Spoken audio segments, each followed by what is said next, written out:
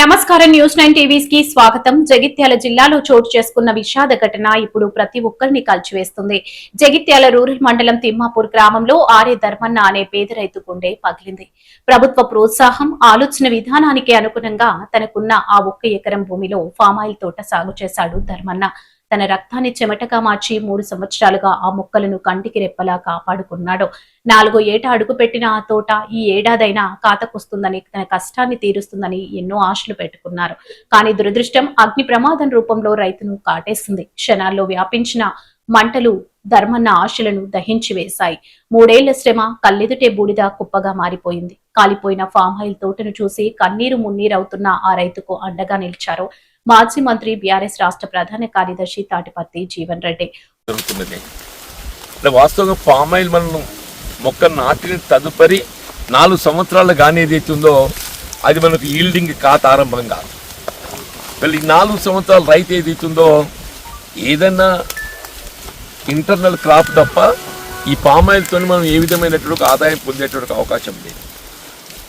So దృష్టం ఏంటంటే ఇప్పుడు ఆర్య ధర్మన్న ప్రభుత్వ ఆలోచన విధానానికి అనుగుణంగా తనకున్నటువంటి 1 ఎకరం పెరట్లో ఈ పామ్ ఆయిల్ పెట్టుకోవటము 3 సంవత్సరాలు గడిచింది. 4వ సంవత్సరం ఆరంభం.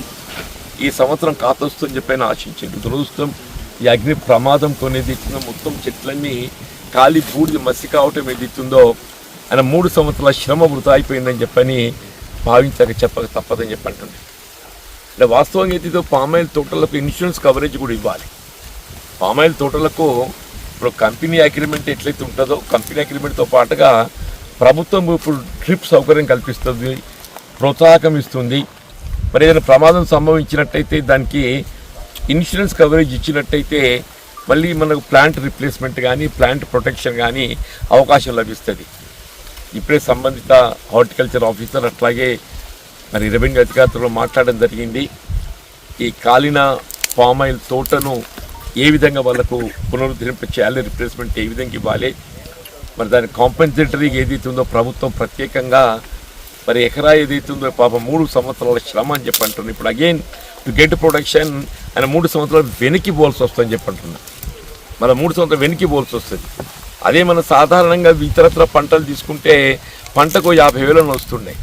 ఇప్పుడు ఆయన 2 పంటలకు సంవత్సరాలు ₹1,00,000 నష్టం కోల్పోయి 3 సంవత్సరాలు గడిచిన తర్వాత ఇవాళ పంట చేతికొచ్చే సమయానికి అగ్ని ప్రమాదానికి గురి కావటము వాళ్ళ ఎకరాకి ₹3,00,000 నష్టపోయినట్టుగా భావించాల్సి వస్తుంది. ఇప్పుడు ప్రభుత్వం ఏదైతుందో ఆరుతడి పంటలు ప్రోత్సహించాలనేటటువంటి ఒక ఆలోచన మంచిది. కానీ ఇది నీకు ఎంఆర్ఓ వస్తాడు, నేను కూడా ఫాలో చేస్తాను. నేను హార్టికల్చర్ కూడా కొత్త అయిన ఐలయ్య సోమవారం వస్తాడు.